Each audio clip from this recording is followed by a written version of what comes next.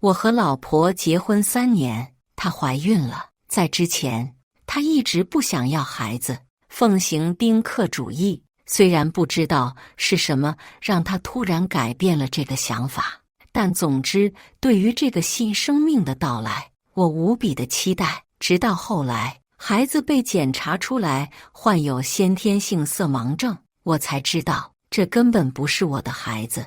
我心灰意冷地问他为什么，他却说：“对不起，范晨的妻子检查出来没有生育能力，他父母年纪都大了，就想能有个后。他跟我签下字据，保证明年一定给我生个孩子，否则就净身出户。”可他不知道的是，因为这场手术，他的子宫已经被摘掉了。大家好，开始今天的分享之前，希望你能给人间烟火点个订阅，我将会分享更多优质的内容。老公，我怀孕了。收到这条消息的时候，我无比震惊，激动的连手机都快拿不稳了，立马抛下手头的事情，飞速赶回家中。要知道，从和孟雨然认识开始，他就明明白白地告诉我，即便结婚，也绝对不会要孩子。对于子嗣这方面，我是家里的独生子，家里的老人虽然很渴望我们能要一个孩子延续香火，但秉持着尊重和理解的态度，我还是答应了雨然。是否生育这件事，完全由他做主。直到今天，突如其来的喜讯让我不知所措，只想赶快回到家里，好好感谢我的老婆。一进门，我就看见雨然坐在沙发上，厨房里是丈母娘洗水果的声音。听见我进门的声音，丈母娘端着一盘葡萄出来，瞥了一眼我，张口道：“雨然怀孕了，这么大的事情，你这个做丈夫的竟然是最后一个知道。”我挠了挠头，有些怔愣。孟雨然替我圆话：“妈，你也别怪行则，是我告诉他晚了。”我顺手接过丈母娘手里的葡萄，拿到孟雨然身边，细心剥皮后喂到她嘴里。孟雨然瞅了一眼，别过头去，道了句：“不想吃，没胃口。”对于孟雨然突然怀孕的喜讯，我仍旧沉醉其中。听到她说没胃口后，此刻无比紧张，急忙抚上她的手，急切地问：“老婆，是因为怀孕吗？我带你去医院检查好不好？孕初期咱们可要格外注意。”之前孟雨然对于要孩子的事情一直不肯松口，现在好不容易怀上了，我下定决心要好好照顾她的生活，不让她因为怀孕感到焦虑。孟雨然兴致蔫蔫，摆了摆手后，自己回房间去了。丈母娘嘱咐我，如今雨然怀孕了，一个身子2个人，可不比从前。你可要好好承担起做丈夫的责任，不能让她受了委屈。我连连应道：“妈，这是自然的，您放心，能我亲自做的，绝对不让雨然来。”过了一会儿，我依旧沉浸在这突如其来的喜讯中，好半天才反应过来要给周围的亲朋好友报个喜讯。我激动地掏出手机，双手微微颤抖，向通讯录里的亲朋好友发送着那条好消息，告诉大家雨然怀孕了，我们的家庭即将迎来新成员。屏幕上的字句跳跃着，仿佛也承载着我的喜悦。在此之前，孟雨然对于生育的坚决态度一直让我和身边的朋友们感到无奈。我的好兄弟小杨曾拍了拍我的肩膀，语重心长地说：“行则，你得跟雨然好好谈谈，现在还年轻，正是要孩子的好时候，不然你们以后后悔都来不及。”我每每听到这样的言论，都笑着回应，但内心却深感无力。如今，这个喜讯像春风般吹散了所有的阴霾。手机屏幕上不断弹出的祝福信息让我应接不暇。我逐一回复，脸上洋溢着幸福的笑容。为了迎接这个新生命的到来，我网购了各种育儿书籍，每晚都沉浸在知识的海洋中，去学习如何成为一个好父亲。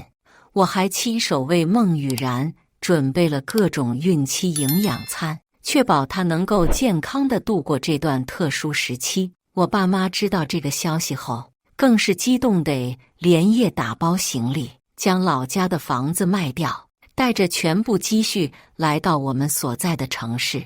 他们将一张银行卡交到孟雨然手中，眼眶泛红地说：“雨然啊，这是我们的心意，就给孩子当个育儿基金吧。”孟雨然握着银行卡，喜笑颜开地收下了。谢谢爸妈。整个孕期，孟雨然都被我照顾得无微不至。她稍有不适，我都会立刻紧张起来，带她去医院检查。然而，在一次产检后，我却意外地发现了一个惊人的秘密。那天，我陪孟雨然去医院产检，在缴费时，我不慎将她的病历单遗忘在了窗口。当我返回病房时，却听到孟雨然在低声打电话。我趁她没注意的时候，悄悄靠近，隐约听到她说：“你放心，宝宝的状态很好，医生都检查过了。”顿时，我惊讶不已，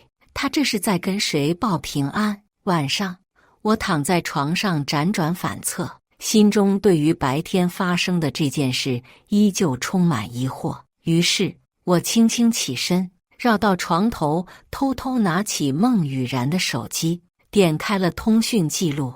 当看到范晨这个名字时，我的心脏刹那间仿佛被重锤击中，变得难以呼吸。范晨是孟雨然的初恋情人，在认识我之前，孟雨然十分爱慕范晨，后来还是范晨因为事业原因主动抛弃了他，而我正好在孟雨然的空窗期时出现了。经过这些年的朝夕相处，尤其是我们还结婚了，甚至还怀了孩子，我以为孟雨然早就把范晨忘得一干二净了。可此刻看到这些通讯记录，令我十分愤懑不解。我不明白为什么孟雨然还会一直跟他保持联系。我深吸一口气，努力保持清醒的头脑，继续翻阅手机。而随着每一条通话记录的出现，我的心越来越沉。这上面每一通电话的日期我都无比清楚，因为那正是孟雨然从怀孕开始，我每次陪她去医院产检的日子。这意味着从怀孕开始，孟雨然就一直在跟范晨保持联系，还时时刻刻向他汇报我们的情况。可能是手机屏幕的光亮弄醒了孟雨然，她冷冷地在我背后出声：“于行则，你在做什么？”她的声音像冰锥一样刺入我的心脏，我一时之间呆立在那里，不知所措。她冷着脸继续质问我：“于行则，你是在偷看我手机吗？”我的心猛地一跳，如同被冰冷的石头击中。当我急忙转过头去，正对上孟雨然那张布满阴霾的脸庞，她的眉头紧锁，眼中闪烁着不满与疑惑，似乎随时可能爆发。我深知她现在已经到了孕晚期，身体的不适让她变得更加敏感和易怒。想起之前每次她起夜，我都会小心翼翼地为她披上外衣，生怕一个轻微的响动都会惊醒她。而现在看着她这般模样，出于本能，我心疼不已。我尽量让自己的语气听起来平静而柔和。雨然，怎么了？是不是哪里不舒服？我轻轻抚摸着她的头发，试图安抚她。她冷哼一声，甩开我的手，语气中带着几分质问：“于行则，我问你，你是在偷看我手机吗？”她的声音虽然不大，但每一个字都如同利剑般刺入我的心房。我愣了一下，然后深吸一口气，坦诚地回应：“雨然，我只是看到了你和范晨的通话记录，我不明白你为什么要瞒着我和他继续联系。”我的声音中带着一丝颤抖和不安。孟雨然听后，嘴角却勾起一抹冷笑。我想跟谁聊天是我自己的权利，你无权干涉。更何况，我和范晨分手的原因，你不是知道吗？我们做不了情人，但依然可以是朋友。孟雨然的语气中充满了不屑和挑衅。我听着他的话，心中五味杂陈，但我依旧试图解释：雨然，我不是要干涉你的自由，我只是担心你和他之间的过去会影响我们现在的感情。然而，孟雨然似乎并不领情，她突然情绪激动起来：于行则，我都嫁给你了，你还有什么不知足的？就为了这么一点小事斤斤计较？你有没有顾及我现在还怀着孕啊？他的话语中充满了愤怒和失望。看到他如此激动，我更加着急了。我紧紧地握住他的手，试图让他冷静下来。雨然，我真的很在乎你，也很在乎我们的孩子。我只是希望你能理解我的担忧。孟雨然瞪大眼睛看着我，眼中闪过一丝惊讶。他似乎被我的话语所触动，情绪稍微平复了一些。他轻轻叹了口气，然后缓缓开口：行则，我知道你可能很难理解，但我和范晨之间真的只是朋友。他是我曾经深爱过的人，但现在我们已经各自有了自己的生活。我只是觉得有些事情需要和他分享。我轻轻抚摸着他的脸颊，温柔地说：老婆，我相信你，但我也希望你能理解我的担忧。毕竟我们是一个家庭，需要彼此信任和理解。孟雨然轻轻地点了点头，然后靠在我的怀里，闭上了眼睛。日子一天天过去，孟雨然的肚子也越来越大。当初那件事也作为一个插曲过去了。怀孕不到9个月时，孟雨然在吃早饭的时候突然尖叫起来，她捂着肚子，脸色苍白如纸。丈母娘在一旁喊道：羊水破了，快去医院！我惊慌失措地大喊，手忙脚乱地帮她穿上衣服后，匆忙赶往医院。到达医院后，孟雨然被护士推进了产房。我站在产房外，双手紧握成拳，心里焦急得像热锅上的蚂蚁，手心不断向外冒汗。每一次产房内传来的声音都牵动着我的神经。不知过了多久，产房的门突然打开，医生走出来，摘下口罩，面色凝重地说：产妇难产，情况很危险，为了保全她的性命，我们可能需要切除她的子宫。切除子宫？不行，你们再想想其他办法。我愤怒地反驳，但医生只是无奈地摇头。没有时间犹豫了，再拖下去，大人和孩子都会有危险。医生严肃地说。我咬了咬牙，艰难地点了点头。好，我同意，但是一定要确保她平安无事，拜托您了。接下来的时间仿佛被无限拉长，我焦急地等待着产房内的消息。每一次门铃响起，我都会冲过去询问情况。终于，在经过漫长的等待后，医生走了出来，脸上露出了疲惫但欣慰的笑容。恭喜母子平安！我激动得几乎要哭出来，赶紧冲进产房去看孟雨然和孩子。当我第一次看见那个小小的婴儿时，我的内心被深深地触动了。我知道，这是我和孟雨然的孩子，是我们生命的延续和希望的象征。望着那个小小的婴儿，我的心无比动容。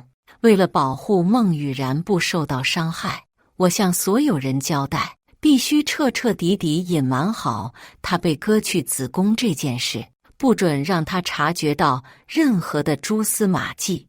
我不想让她因为这件事情而感到自卑或痛苦。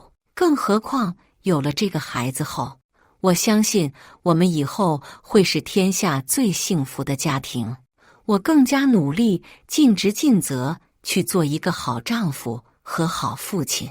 而孟雨然生完孩子后，也变得比之前成熟不少，彻底觉醒了母爱。她对孩子无比关心，哪怕还没有出月子，但凡有关孩子的事情，也尽量是亲力亲为，面面俱到。甚至所有检查全部都是她来跟医生对接的。见到这一幕，我由衷地感到欣慰。这是我第一次感觉到孟雨然对这个家的在乎与付出，生活也因为这个孩子的到来变得越来越好。孟雨然出月子前一晚，我怀揣着满心的期待与激动，为她精心筹备了一场惊喜。我深知这段时间她为了我们的孩子付出了太多，我想要让她感受到我对她的感激与爱意。我早早地去了商场，选购了她最喜欢的香奈儿包包，那是她心心念念的一款，我始终记得。随后我又去了花店，亲自挑选了999朵娇艳欲滴的玫瑰，想要为她营造出一个浪漫的氛围。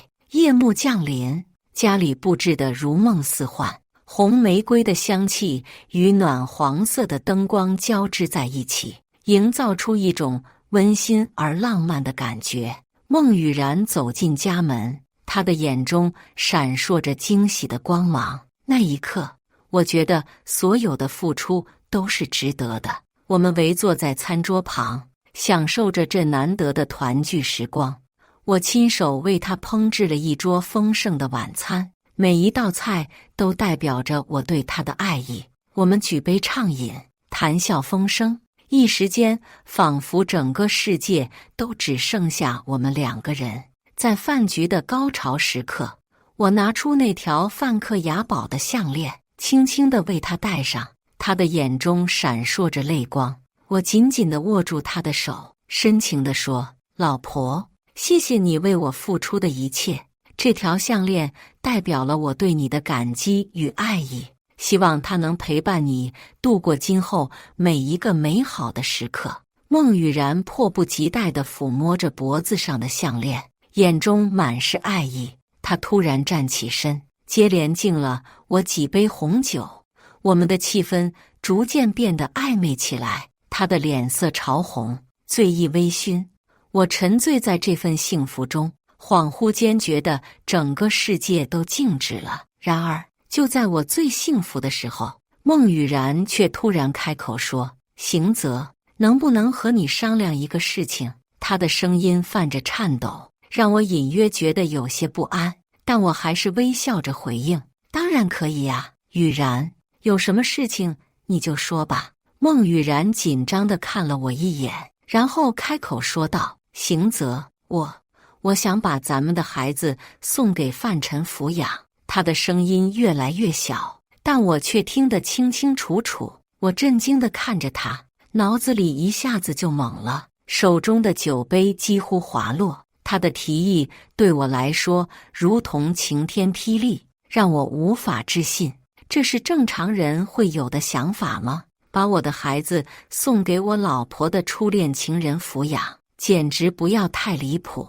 我试图从他的眼神中寻找答案，但此刻孟雨然的眼睛充满了复杂的情绪。我颤抖着声音问：雨然，你是在开玩笑吗？他摇了摇头，声音坚定而温柔：行则，我知道这对你来说很突然，但我希望你能理解，在我们还没有分手时，我和范晨曾经有过约定，等到以后我们有孩子了，都会认对方当干爹干妈的。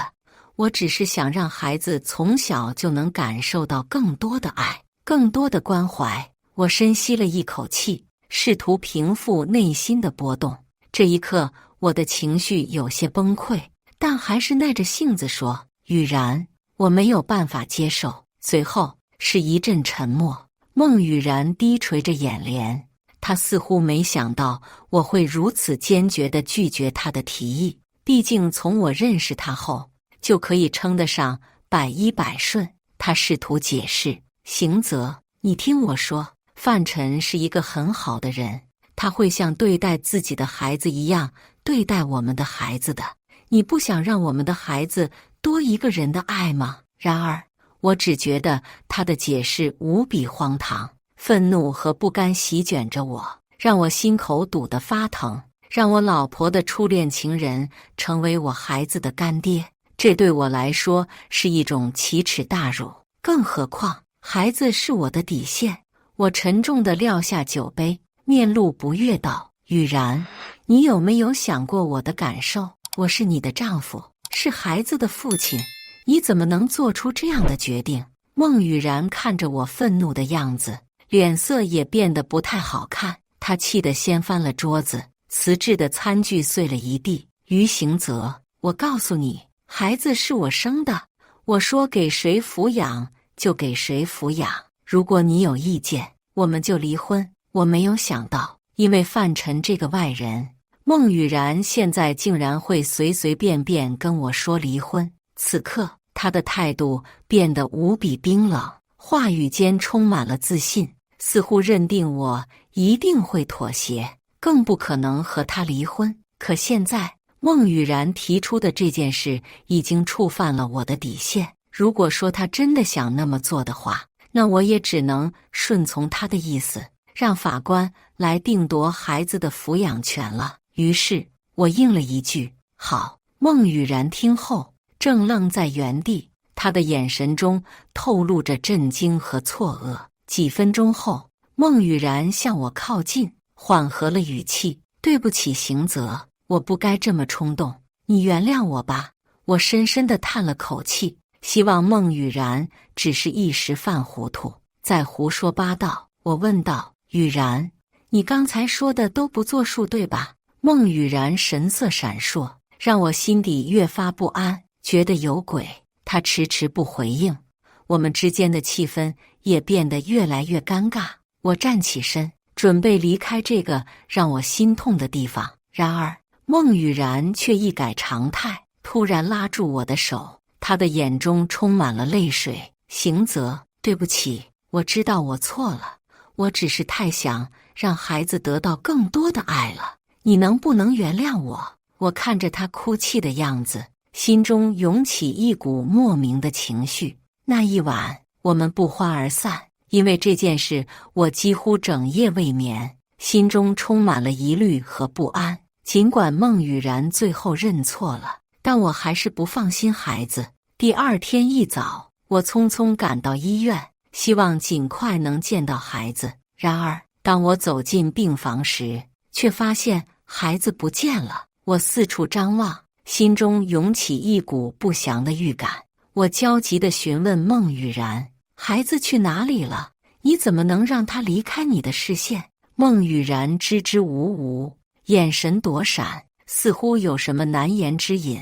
我情绪开始失控，声音也变得尖锐起来：“你到底把孩子怎么了？快说！”孟雨然被我的反应吓住了，她颤抖着声音说：“行则，你别激动，孩子被范晨抱走了。”听到这个消息，我瞬间崩溃，感觉整个世界都塌陷了。我怒吼道：“你怎么能让他这么做？孩子是我们的，你怎么能随便把他送走？”孟雨然抱住我，泪水滑落在我的肩上。“行则，对不起，我也是没办法，我求求你了，孩子就送给范晨吧，我一定会给你再生一个的。”没有听完孟雨然说的话，我就推开他，心中充满了愤怒和失望。果然，孟雨然昨晚最后那句道歉就是装的。现在他还想再说些什么，但我已经顾不上听他的解释，直接冲出了病房，向门外狂奔而去。当我跑到医院的停车场时，恰巧看见一个推着婴儿车的男人，我急忙拦下他，仔细一看，果然是范晨。我怒吼道：“范晨，把孩子还给我！”范晨却不屑一顾地笑了笑，满脸充满了鄙夷。我气得想揍他一拳，但理智告诉我不能这样做。我深吸一口气，尽量让自己冷静下来。我盯着范晨的眼睛说：“范晨，孩子是我的，我不管你和孟雨然有什么约定，但你没有权利带走我的孩子。我本以为范晨会继续和我僵持，但出乎意料的是，范晨居然真的把婴儿车推到我手中了。只不过他神情十分得意，冷笑一声说：“于行则呀，于行则，你以为我真的会这么轻易就把孩子还给你吗？我告诉你，孩子你迟早会心甘情愿地还回来的。”我愣在原地，觉得莫名其妙，怕孩子经过这么一折腾有什么闪失。我连忙带他去医生那里做了全面检查。经过医生细致的检查后，孩子并无大碍，只不过医生面色凝重地告诉我：“于先生，您家的孩子患有先天性色盲。”我瞪大了眼睛，不敢相信自己的耳朵。先天性色盲，医生解释说，这种病症往往是家族遗传的，这让我心中升起了一个不祥的预感。我努力回忆着自己的家族病史，却无论如何也想不到有任何人与这种疾病有关。然而，就在这时，一个名字在我脑海中闪过：范晨。我记得他曾向我提起过自己患有色盲症，而这个事实此刻如同一道闪电，瞬间击中了我。我顿时感到心凉如冰，所有的疑惑和不安在这一刻汇聚成一股巨大的洪流，冲击着我的内心。这一刻，我明白了范晨方才为什么会如此有恃无恐地把孩子还给我，因为这根本不是我的孩子。我简直是天底下最可笑的人，被妻子戴了绿帽子，还浑然不知，更上赶着把别人的孩子当成宝贝，去争取孩子的抚养权。我失魂落魄地走出诊室，身子冷得如坠冰窟。孟雨然恰巧在楼梯间遇到我，她的脸上还挂着那副无辜的表情。我深吸一口气，尽量让自己保持冷静。我直视着她的眼睛，问她：“雨然，你为什么要这么做？”孟雨然一愣，不明白我在说什么。我接着问她：“为什么要背叛我？”孟雨然还试图装傻，但当我将诊断单甩到她面前时，她瞬间僵住了。那几个刺眼的字眼，先天性色盲者，如同重锤一般击中了她的心灵。她慌张地想要解释，声音颤抖地说：“行则，对不起，因为范晨的妻子检查出来没有生育能力，他父母年纪都大了，就想能有个后。你能体谅我的难处吗？求你了，就原谅我这一次。咱们还年轻，你放心，我一定还会给你生个孩子的。”听见这句话，我只觉得可笑。接着他又说，这一切都是迫不得已的选择，并不是故意要背叛我。我的脸色难看至极，心中的怒火如同熊熊燃烧的火焰。我被自己最信任的人背叛了，甚至还在不知情的情况下成为了别人计划中的一环。此刻，我觉得自己就像个笑话，被人玩弄于股掌之间。我深吸了一口气，尽量让自己平静下来。我看着孟雨然那张熟悉又陌生的脸庞，心中涌起一股决然。我平静地告诉他：“离婚吧。”孟雨然听到我提出离婚的决定后，瞬间崩溃，泪水如同断线的珠子般滑落。她紧紧抓住我的手，声音颤抖地哀求道：“不要离婚，求你了！我知道我错了，我会改的。我保证明年一定给你生个孩子。”然而，我听着他的誓言，心中却已经冷如冰霜。孟雨然不知道的是，她的子宫已经被摘除了。现在他说的这个承诺不过是一张空头支票，永远无法兑现。我挣脱他的手，转身离开这个令我伤心欲绝的地方。我开始住在公司里，整日沉浸在工作的忙碌中，试图用工作来麻痹自己受伤的心灵。孟雨然见我真的不理他后，开始慌了。他不停地给我打电话、发信息，甚至找到公司来堵我。然而，我对他的哀求和解释已经麻木，一律当作没看见。我知道这个家已经回不去了。我按照正常的离婚流程向法院提起了诉讼。孟雨然得知后，开始拒绝签字离婚，他甚至找来律师，试图拖延时间，想要挽回这段婚姻。我们要离婚的事情闹得沸沸扬扬，尤其是我父母得知孟雨然欺骗他们的事情后，气得几乎要晕倒。他们辛苦攒了一辈子的积蓄，原本是打算留给孙子的，没想到却被孟雨然如此欺骗。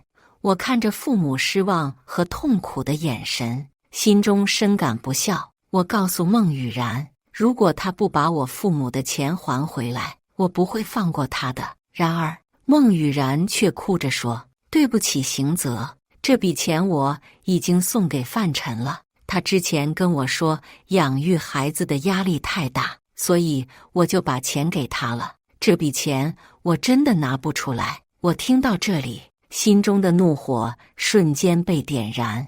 我愤怒地告诉他，孟雨然，你听好了，这笔钱是我父母的血汗钱，他们辛辛苦苦存了一辈子的积蓄，不是你可以随意挥霍的。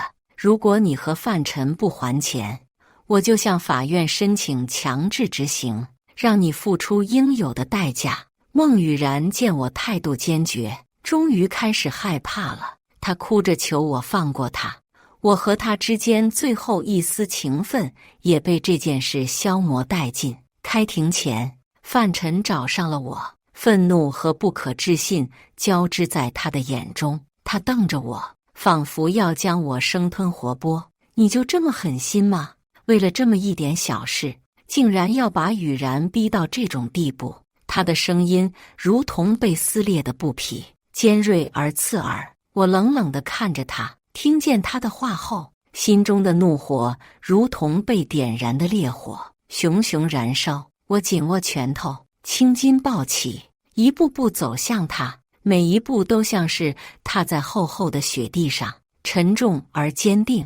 我用力抓住他的衣领，瞪着他说道，你少在这里假惺惺，你当初为了事业抛弃了孟雨然，现在又来装什么好人？我告诉你，离我远点，否则别怪我不客气。范晨的脸色一僵，他用力想要挣脱我的手，但却挣脱失败。他气急败坏地瞪着我，仿佛要从我的眼中看出什么来。当初我和雨然的恋爱谈得轰轰烈烈，人尽皆知，你不照样还是接手了？他嘲讽地笑着，嘴角勾起一抹讥笑。怎么了？能接手一次，就不能来第二次？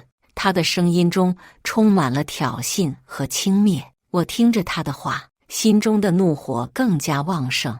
在他完全没有反应过来的时候，我猛地一拳打在他的脸上。他被我突如其来的举动吓得不轻，顿时愣在原地，脸色苍白。等回过神后，范晨气急败坏地想要冲上来还击。回想起这些年的怨气，我的身体爆发出了巨大的能量。我接连几拳打在他的身上，每一拳都如同重锤一般，让他无法反抗。最后，范晨被我揍得鼻青脸肿，落荒而逃。走之前，他嘴里还不忘骂骂咧咧，说我没有人性。1周后，我手里紧握着早已准备好的证据文件夹，冷冽而坚定地步入法庭。孟雨然坐在被告席上，她的脸色苍白得如同一张纸，眼中闪烁着复杂的情绪。我冷静地陈述着孟雨然的婚内出轨行为，以及她应该承担的后果。随着我话语的落下，法庭上的气氛变得紧张起来。孟雨然低着头，双手紧握，仿佛在努力抑制着自己的情绪。最终，法官宣布我胜诉，而孟雨然因为婚内出轨，离婚后1分钱也得不到。在和我离婚后，孟雨然并没有放弃，她抱着孩子找到范晨，声泪俱下的要求他和老婆离婚。范晨，我为你生下了孩子，你不能不管我。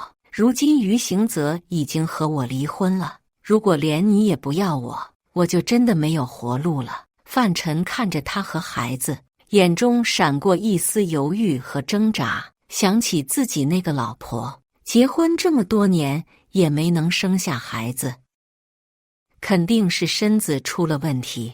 看着自己的初恋情人抱着自己的孩子哭得如此梨花带雨，范晨还是心一软，答应了孟雨然的要求。雨然，你放心，我回去就和他离婚，保准不委屈你和孩子。然而命运却似乎与他开了个巨大的玩笑。经过1年多的调理，范晨那曾被诊断出不孕不育的老婆竟然神奇地康复了，并且已经怀有1个月的身孕。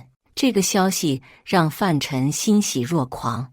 他深知自己的妻子是公司总经理的女儿，他未来的事业离不开他的支持。因此，当妻子明确表示不愿意接纳孟雨然和他的孩子时，范晨毫不犹豫地答应了。他找到孟雨然，神色冰冷地告诉他：孟雨然，我会给你一笔钱，只不过从今天起，你和孩子都不能再出现在我的视线里。我老婆怀孕了，我已经有了自己的孩子，我们之间的缘分就到此为止吧。孟雨然听后如遭雷击，她无法接受这个残酷的现实。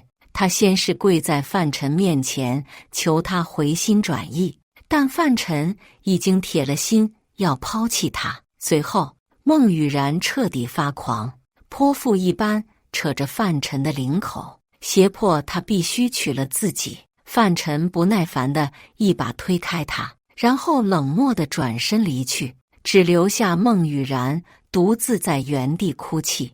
孟雨然被彻底抛弃了，他曾经为了范晨所谓的事业被离开他，如今却落得如此下场，更是毁坏了自己原本幸福无忧的生活。孟雨然后悔极了，她的双眼紧闭，嘴角不断抽搐，承受着内心巨大的煎熬。如果她没有做出这样的决定，那她将会继续和我保持着婚姻状态，一辈子衣食无忧。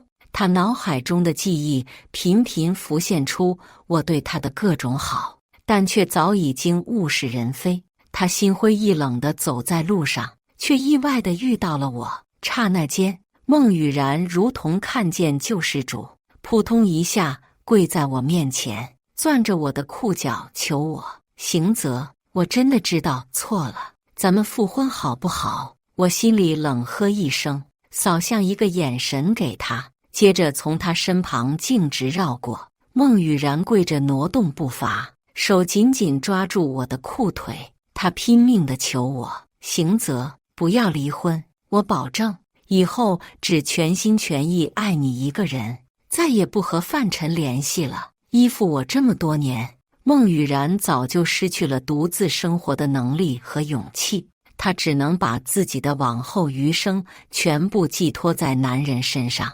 如果说范晨是她的朱砂痣，满足了她的精神需求，那我绝对称得上她的长期饭票，承担了她的物质需求。我沉默了一会儿，然后缓缓开口：雨然，我可以给你一个机会。孟雨然听后眼睛一亮，十分欣喜地说：好，不管你说什么我都答应你，只要你能生下我的孩子，我们就复婚。孟雨然听后喜出望外，她仿佛看到了重生的希望，她紧紧地抓住我的手，激动地说道：行则，真的吗？只要我给你生个孩子，你就愿意原谅我，咱们之间就能复婚吗？他无法克制内心的狂喜，那模样简直恨不得当场给我生个孩子。是的，得到我肯定的答复后，孟雨然站起身子，挽住我的手：老公，咱们回家吧。我却伫立不动。孟雨然露出疑惑的表情，下一秒，我冲他扔下了一张手术单，上面清楚地写着他的子宫已被摘除。孟雨然看着那张手术单，瞬间崩溃。他无法接受这个残酷的事实，大声地哭喊着：“不，这不可能！为什么？为什么要这样对我？我究竟做错了什么？”他的声音充满了绝望和愤怒。我冷冷地看着他，心中没有一丝波澜。我知道这是我给他的最后一击，也是最致命的一击。他曾经背叛我，抛弃我，如今却还想回到我身边，这是绝对不可能的。就在这时，一辆疾驰而来的汽车突然冲向我们，我惊恐地想要推开它，但已经来不及了。孟雨然的身体在空中划出一道凄美的弧线，然后重重地摔在了地上。我看着他躺在血泊中的身影，心中没有一丝波澜。我知道这是他自找的苦头，也是他应得的报应。最后望了一眼，我转身离去，留下他一个人在这个冰冷的世界里，独自面对自己往后的命运。以上就是今天分享的故事，大家有什么想说的、想吐槽的，欢迎在下方评论交流，也更希望能给人间烟火点个订阅，我将会分享更多优质的故事内容。